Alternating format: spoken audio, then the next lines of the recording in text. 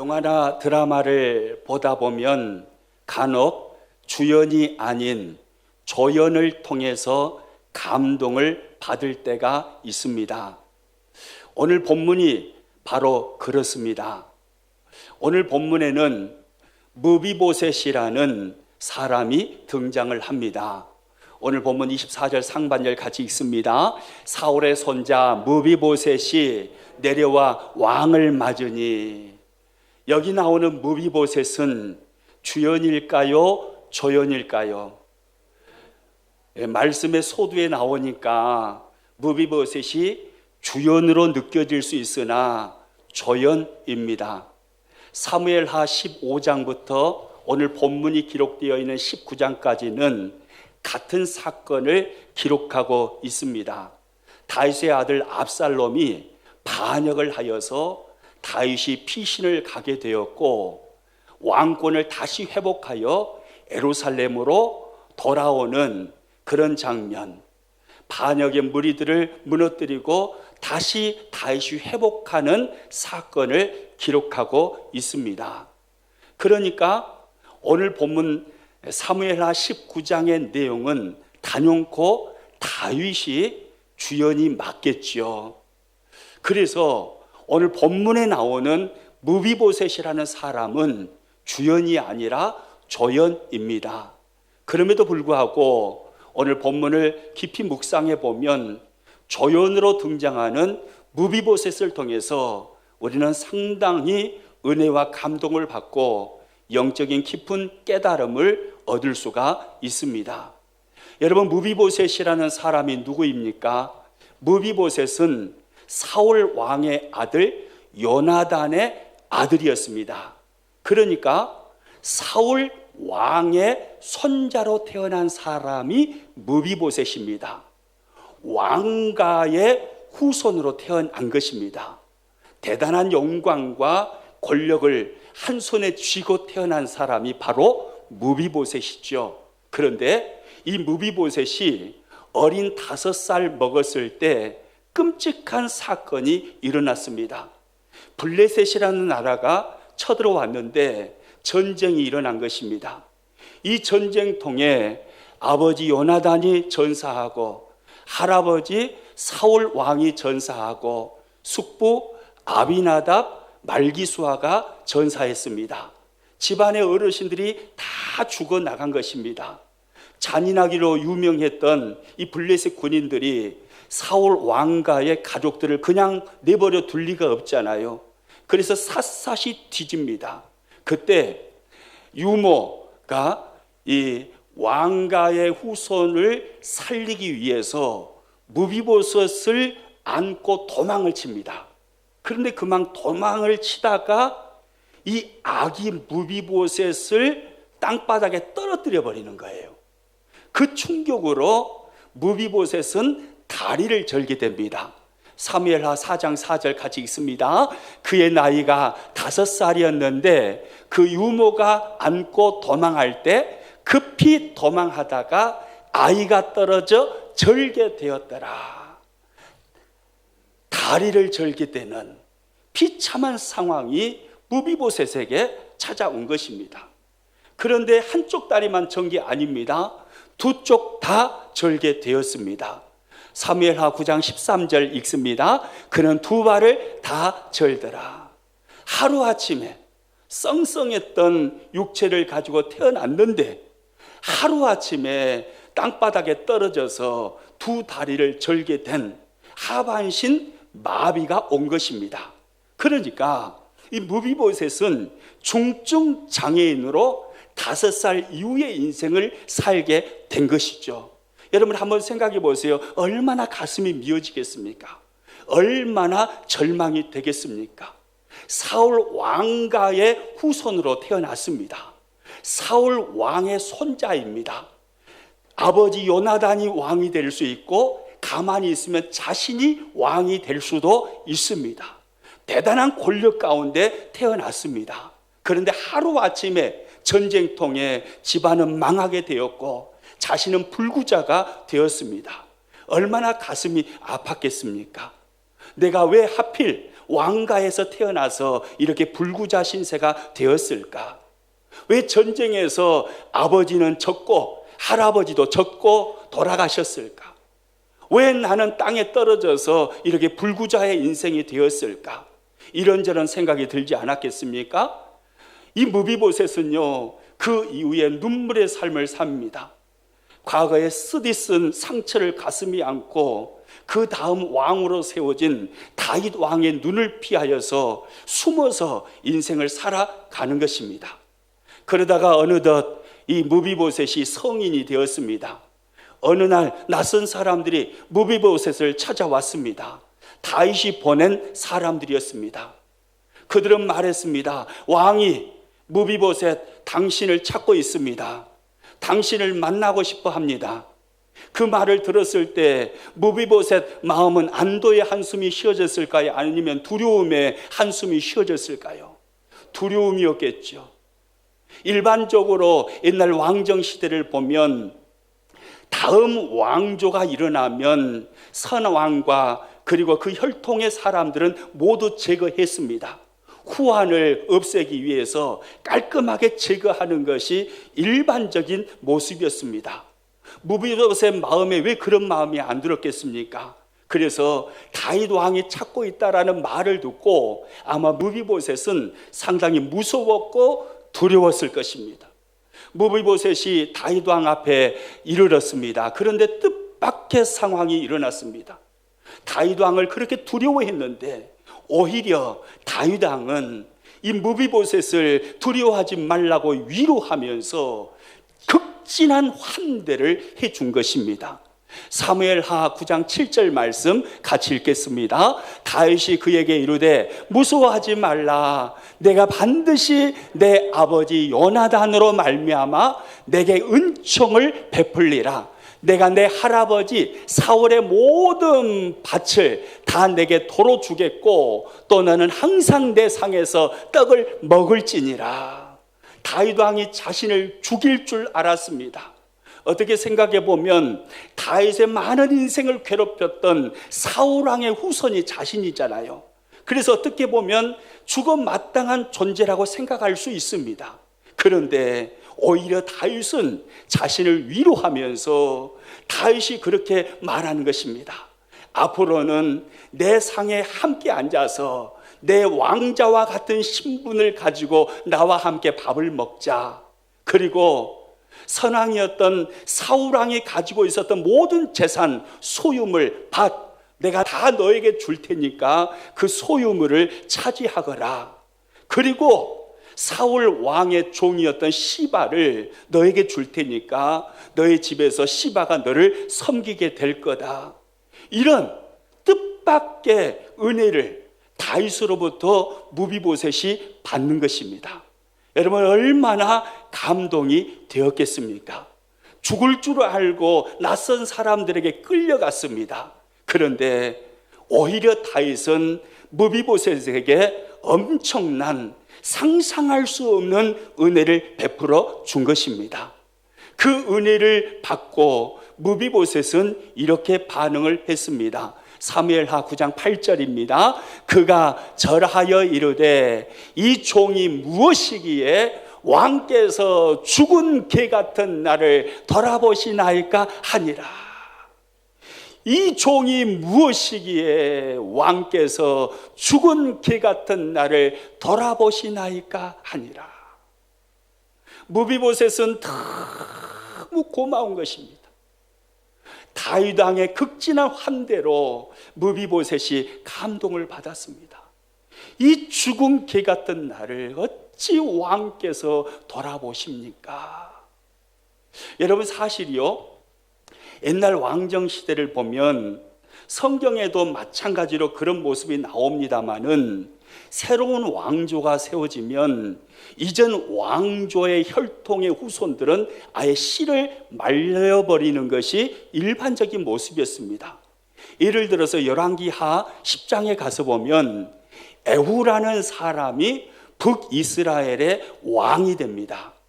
그가 왕이 된 후에 전 왕조였던 아합 왕조의 사람들을 아예 씨를 말려버리려고 사람들을 죽이기를 시작하는데요. 열왕기하 10장 11절 말씀 읽겠습니다. 에후가 아합의 집에 속한 이스라엘에 남아있는 자를 다 죽이고 또 그의 귀족들과 신뢰받는 자들과 제사장들을 죽이되 그에게 속한 자를 하나도 생존자를 남기지 아니하였더라. 에후는 아합 왕조에 속한 모든 사람들을 색출해냈습니다. 그리고 후환을 없애기 위해서 그들의 씨를 말려버렸습니다. 속한 모든 사람들을 모두 잡아 죽였습니다. 이것이 일반적인 옛날 왕정시대의 모습입니다. 우리나라 역사에서도 우리는 그런 모습을 볼 수 있습니다. 이성계가 이시조선을 세우면서 고려 왕조를 무너뜨리잖아요. 그때 고려 왕조의 왕시성을 쓰던 사람들을 다 잡아들였습니다. 그리고 죽였습니다. 여러분, 고려 왕조는 왕건이 세운 나라 아닙니까? 그래서 왕씨의 나라였습니다.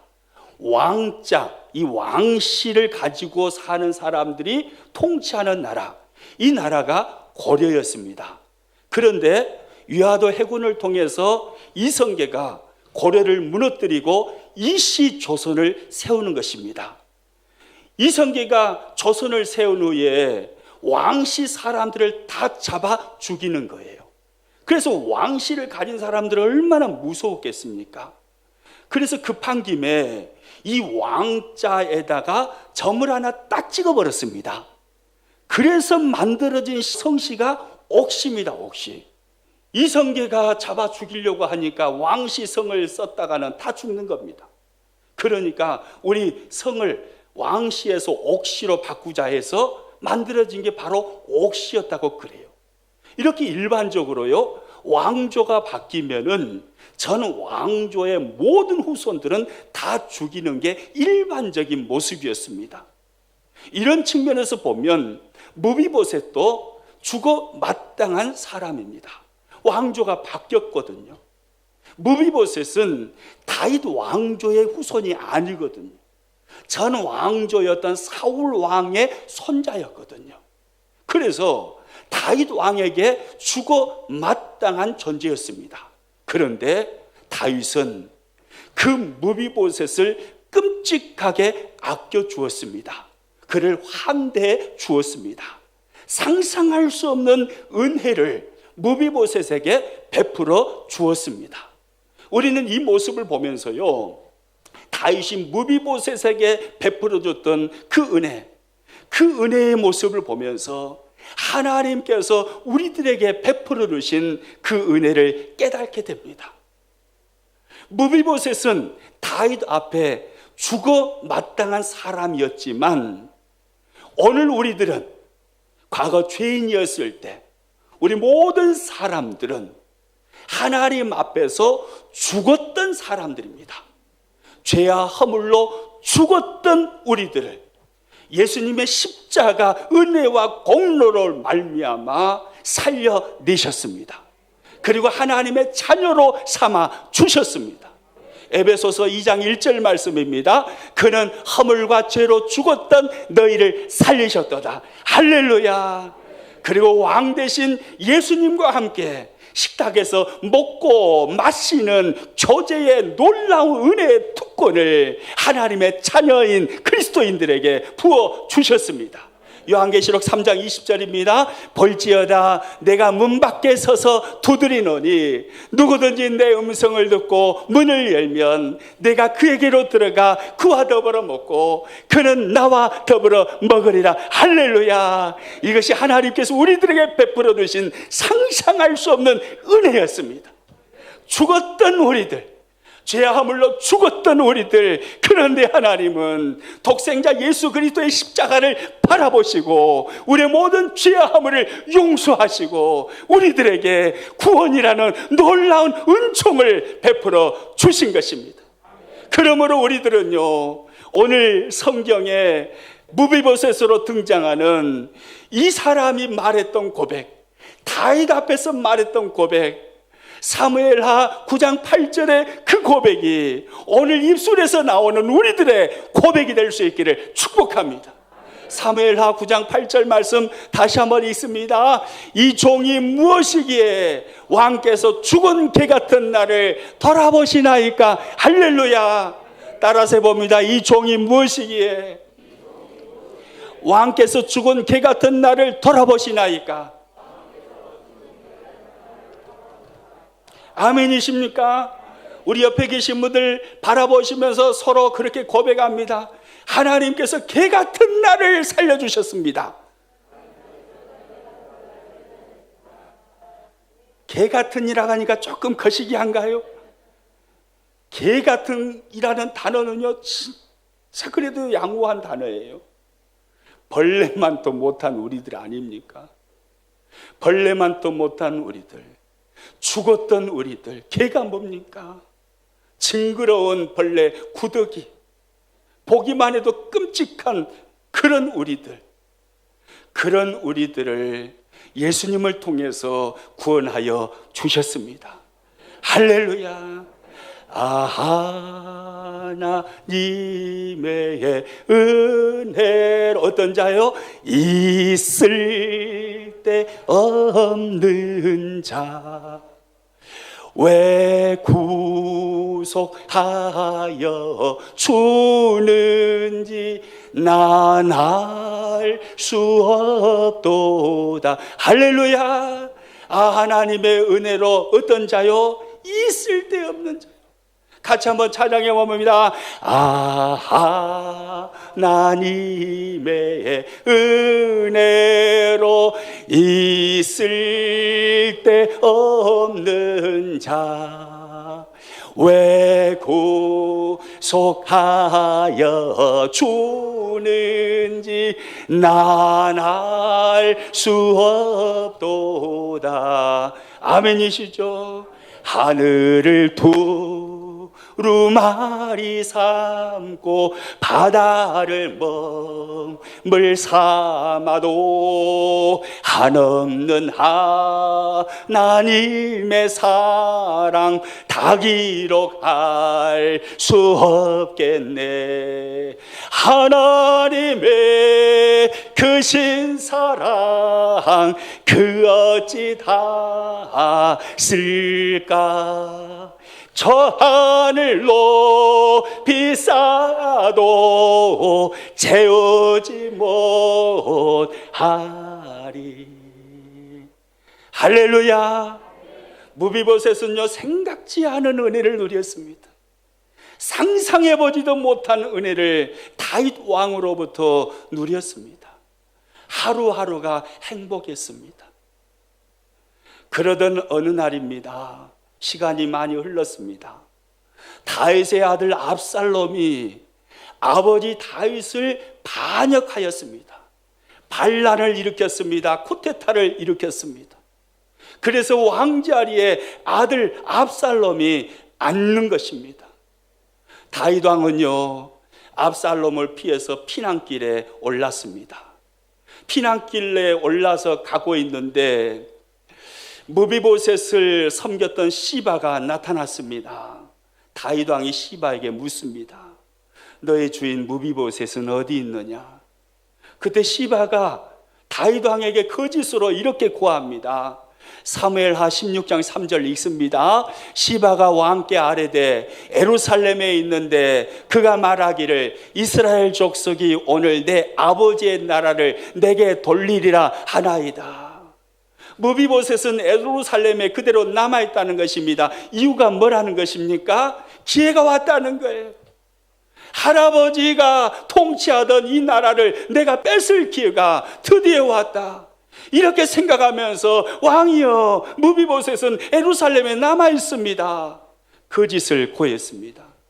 그런데 다윗 왕은 시바의 그 거짓에 깜빡 속았습니다. 그래서 얼마나 화가 났습니다. 다윗이 시바에게 이렇게 말합니다. 4절입니다. 왕이 시바에게 이르되 무비보셋에게 있는 것이 다 내 것이니라 하니라. 왕이 화가 났습니다. 그래서 무비보셋에게 주었던 사울 왕이 가지고 있었던 모든 재산을 빼앗아서 시바에게 다 주겠다는 것입니다. 다윗 왕이 이렇게 선포를 해버렸습니다. 그리고 시간이 흘렀습니다. 드디어 오늘 본문입니다. 오늘 본문에 와서 보니까 그렇게 광야로 피난길에 올랐던 다윗이 다시 압살롬의 반란의 무리를 무너뜨리고 예루살렘으로 왕의 자리로 회복하여서 다시 오는 장면이 오늘 본문의 배경입니다. 왕이 이제 회복하여서 예루살렘으로 돌아옵니다. 돌아오는데 광야에서 쫓겨나서 있는 동안에는 무비보셋에 대한 화가 삭히지 않았습니다. 그런데 그 무비보셋이 왕을 영접한다고 나와 있는 것입니다. 오늘 본문 24절입니다. 사울의 손자 무비보셋이 내려와 왕을 맞으니 그는 왕이 떠난 날부터 평안히 돌아오는 날까지 그의 발을 맵시 내지 아니하며 그의 수염을 깎지 아니하며 옷을 빨지 아니하였더라. 큰 배신감을 가지고 있었는데 그 무비보셋이 다윗이 황궁하는 그 길에 내려와 영접하고 있는 것입니다. 처음 보았을 때는 다윗이 화가 났을 것입니다. 그런데 자세히 보니까 무비보셋의 모습은 발을 맵시 내지 아니하고 수염을 깎지 않았고 옷을 빨지도 않은 모습이었습니다. 발을 맵시 내지 않았다는 것은 발톱을 깎지 않았다는 것입니다. 그리고 수염도 깎지 않았습니다. 옷을 빨지 않은 더러운 옷을 입고 온 것입니다. 무비보셋은 다윗이 쫓겨갔던 그 시간부터 돌아오는 그 시간까지 그 모습으로 지냈던 것입니다. 왜 무비보셋은 그렇게 살았을까요? 그것은 다윗 왕의 슬픔과 다윗 왕의 고난에 동참한다는 마음입니다. 나도 다윗 왕처럼 고난을 같이 당하겠습니다. 나도 발톱 깎지 않겠습니다. 수염 깎지 않겠습니다. 옷을 빨지 않겠습니다. 다윗 왕의 슬픔에 나도 함께 하겠습니다. 다윗 왕의 고난에 나도 함께 하겠습니다. 그 모습을 보니까 다윗 왕이 알게 되었습니다. 시바로부터 속았다는 사실을요. 그 모습을 보면서 다윗이 마음이 누그러지는 거죠. 여러분, 무비보셋은요 다윗을 배신하지 않았습니다. 은혜를 저버리지 않았습니다. 상상할 수 없는 은혜를 받았는데 결코 무비보셋은 다윗 왕을 배신한 것이 아니었던 것입니다. 시바가 거짓으로 고했던 것입니다. 이 무비보셋이요 얼마나 멋지잖아요. 수많은 백성들이 다윗을 배신하여서 다윗에게 등을 돌립니다. 시바도 등을 돌렸습니다. 그리고 다윗의 아들 압살롬조차도 반역을 꾀했습니다. 그런데 이 무비보셋만큼은 나는 절대로 왕을 배신할 수 없습니다. 나는 절대로 그 은혜를 저버릴 수가 없습니다. 그 마음을 가지고 끝까지 의리를 지킨 거예요. 너무 멋있잖아요. 여러분, 이런 의리 있는 사람이 돼야 됩니다. 할렐루야. 이런 의리 있는 사람이 돼야 돼요. 네. 이 모습은 좀 마치요 신약 성경에 와서 보니까 사도 바울이 예수님의 십자가 은혜에 너무 감격하고 감사해서 그 은혜가 너무 고마워서 주님의 고난에 동참하면서 수고를 아끼지 아니하였던 바울의 모습을 연상할 수가 있습니다.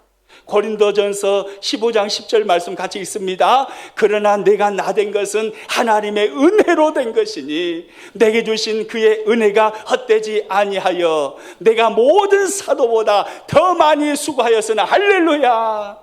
주님의 은혜가 너무 크다는 말이에요. 죽었던 내가 그 십자가 은혜로 다시 살아난 것을 생각하니 그 은혜가 너무 감사해서 고마워서 가만히 있을 수가 없다는 말이에요. 그래서 다른 사도들보다 더 많이 수고하는 것입니다. 십자가 짊어지고 사명의 십자가 짊어지고 주님을 따라가는 것입니다. 이것이 사도 바울의 모습이었습니다. 의리를 저버리지 않는 거죠. 은혜를 저버리지 않는 거죠. 친한 두 친구가요 산길을 걷고 있었답니다. 그런데 갑자기 곰 한 마리가, 큰 곰 한 마리가 두 친구 앞에 딱 나타났습니다. 그러니까 한 친구가요, 잽싸게 달려가지고 나무 위로 확 올라가 버린 거예요. 기회를 놓쳐버리는 한 친구는 곰 앞에 덩그러니 혼자 서 있습니다. 얼마나 무섭겠어요. 그래서 나 잡수세요, 그냥 잡수세요. 그러고 그냥 땅바닥에 딱 엎드렸습니다. 그러니까요, 이 곰이 어슬렁어슬렁 걸어오는 거예요. 그리고 땅바닥에 엎드려 있는 이 친구 귀에다가 말하고 싹싹싹싹 하고, 그리고 그냥 지나가는 거예요. 곰이 지나가고 없으니까 이제 나무에 올라갔던 그 친구가 내려왔습니다. 땅에 있는 친구에게 물었습니다. 야, 곰이 아까 네 귀에다 대고 뭐라고 하는 것 같던데 뭐라고 하더냐? 그러니까 그 친구가 하는 말이에요. 곰이 나에게 말하기를, 야, 저렇게 의리 없는 친구하고는 다시는 친구 삼지 말아라, 이러더라는 거예요. 여러분, 세상은요, 상황이 바뀌면 은혜를 저버립니다. 욥기를 읽어보세요. 욥으로부터 그렇게 많은 은혜를 누렸던 사람들이 욥의 상황이 바뀌니까 욥을 다 저버리잖아요. 이게 세상 사람들의 모습입니다. 그런데 무비보셋은 그렇지 않았습니다. 오늘 우리가 그런 사람 될 수 있기를 축복합니다. 하나님께서 예수님을 통해서 우리들에게 베풀어 주신 그 은혜를 저버리지 아니하고 사도 바울처럼 그 은혜가 너무 고마워서 내가 주님의 고난에 동참하며 다른 수많은 사람들보다 더 많이 수고하겠습니다. 더 열심히 십자가 짊어지고 주님을 따르는 인생을 살겠습니다. 은혜를 저버리지 아니하는 저와 여러분들 될 수 있기를 축복합니다. 저는요, 우리 교회에 와서 보면 너무 기분이 좋아요. 너무 행복해요. 정자에 앉아 있으면 얼마나 마음이 좋은지 몰라요. 놀이터를 보면 너무 기분이 좋고, 정자 앞쪽에 피어있는 꽃들을 보면 얼마나 예쁘게 꽃이 피어 있고요. 또 뒤에 울타리에 꽃들이 피어 있고, 또 요즘 금목수가 피어가지고 향기가 끝내주더라고요. 얼마나 감사하고 고마운지요. 정자 앞에 앉아 있으면 그렇게 고마울 수가 없어요.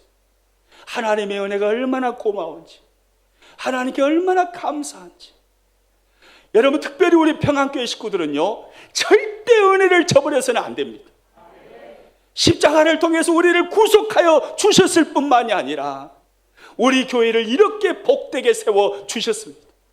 너무너무 아름다운 교회로, 우리 마음이 너무 평안한 교회로, 할렐루야. 이 은혜를 베푸신 하나님을 어떻게 우리가 저버릴 수 있으며 어떻게 의리를 버릴 수가 있겠습니까? 할렐루야. 다윗과 무비보셋 간의 대화가 오늘 본문에 보면 이렇게 나옵니다. 다윗이 알게 되었습니다. 아, 내가 시바에게 속았구나. 무비보셋이 나를 배신한 것이 아니었구나. 그것을 알게 된 다윗은 무비보셋에게 이렇게 말합니다. 오늘 보면 29절입니다. 왕이 그에게 이르되 내가 어찌하여 또 내 일을 말하느냐. 내가 이르노니 너는 시바의 밭을 나누라 하니. 시바에게 속은 줄 알고 다윗이 무비보셋에게 하는 말입니다. 너는 시바와 밭을 나누라. 이 말을 들은 무비보셋은 어떻게 반응했을까요? 왕이여, 무슨 말씀입니까? 나를 속이고 모함했던 시바와 밭을 나누라니요. 다 빼앗아서 저에게 주셔야지요. 살려주는 것만 해도 항공하는데 무슨 밭을 나누라 그러십니까? 여러분, 이렇게 반응했습니까? 그렇게 반응하지 않았습니다. 무비보셋이 보인 반응, 오늘 저와 여러분이 깊이 묵상하고 나누고 싶은 본문의 말씀인데요, 30절 말씀입니다. 30절 같이 한번 읽겠습니다. 무비보셋이 왕께 아뢰되 내 주 왕께서 평안히 왕궁에 돌아오시게 되었으니 그로 그 전부를 차지하게 하옵소서 하니라. 할렐루야. 따라서 해봅니다. 내 주 왕께서 평안히 왕궁에 돌아오시게 되었으니 그로 그 전부를 차지하게 하옵소서. 무슨 말입니까? 무비보셋이 무슨 말을 지금 하고 있는 것입니까? 왕이여, 그 재산 필요 없습니다. 그 재산 전부 시바에게 그냥 주세요. 저는 그 재산이 중요하지 않습니다. 빈털터리여도 괜찮습니다. 저에게는 왕이 계시면 됩니다. 왕이 평안히 돌아오시게 되었으니 저는 왕을 본 것으로 만족합니다. 왕이 돌아오셨으니 저는 무엇이 필요치 않습니다. 무비보셋의 모든 관심과 초점은요, 재산에게 있었던 것이 아니었습니다. 누구에게 있습니까? 다윗 왕에게 맞춰져 있는 거예요. 왕이면 충분합니다. 왕께서 돌아오셨는데 제가 무엇을 요구하겠습니까? 더 이상 저에게는 아무것도 필요치 않습니다. 시바에게 재산 다 주셔요. 괜찮습니다. 이것이 무비보셋의 고백입니다. 멋지잖아요. 멋있죠. 우리들의 신앙 고백으로 하면 그런 거예요. 주님이면 충분합니다. 예수님이면 충분합니다. 예수님이 나의 왕이신데 제가 무엇을 더 필요로 하시겠습니까? 재산 없어도 괜찮습니다. 가난해도 괜찮습니다. 못 배워도 괜찮습니다. 몸이 허약해도 괜찮습니다. 병들어도 괜찮습니다. 사업이 안 돼도 괜찮습니다. 코로나19 때문에 여러 가지로 힘들어져도 괜찮습니다. 예수님 한 분이면 저는 충분합니다. 예수님이면 됐습니다. 이게 무비보셋의 고백이고 오늘 우리들의 고백인 거예요. 할렐루야. 예수님이면 충분합니다. 명절을 보내고 첫 주일 예배를 드리다 보면 명절 증후군이 나타나는 것을 많이 봅니다. 물론 우리 평안교회 식구들은 오늘 보니까 그런 분이 한 분도 안 계시네요. 너무너무 감사하잖아요. 근데 대부분 보면 명절 증후군이라는 게 있어요. 명절 지나서 첫 주일 예배를 드리다 보면 어딘가 모르게 성도들이 의기소침해 있고 힘이 쫙 빠져 있고 그렇게 앉아있는 모습을 많이 보게 되죠. 명절 증후군입니다. 왜 그럴까 하고 생각해 보았습니다. 명절 준비하시느라 그리고 여기저기 인사 다니시느라 피곤하셔서 그러겠지. 물론 그것도 맞을 겁니다. 그런데 또 다른 이유가 있을 것 같아요. 명절을 맞이해서 고향에 가서 친구들을 만났습니다. 형제들을 만났습니다. 친인척들을 만났습니다. 그리고 이야기를 나누다 보니까 왠지 모르게 나만 뭐가 안 풀리는 것 같아요. 다 그랜저니 외제차 막 타고 오고 그랬는데 나는 달달달달달 하는 트럭 끌고 가고 어메 이것이 뭔 일이여. 다들 잘 나가는 것 같은데 나는 안 되는 것 같고 그런 모습 보고 기가 죽죠. 아이고 예수님 믿어도 별것 없네. 이런 생각이 들 수 있습니다. 우리 교회 식구들은 그런 분이 한 분도 없는 것 같아서 너무너무 감사해요. 근데 속 없는 다른 교회 사람들은 그런더라 이 말이에요. 여러분 우리들에게 필요한 신앙이 뭡니까? 예수님이면 충분합니다. 예수님 한 분이면 됩니다. 만왕의 왕이신 주님이 나의 주님인데 무엇이 저에게 더 필요하겠습니까? 예수님이면 충분합니다. 오늘 무비보셋과 같은 사람, 이런 멋진 사람, 이렇게 우리가 신앙생활 하시기를 축복합니다.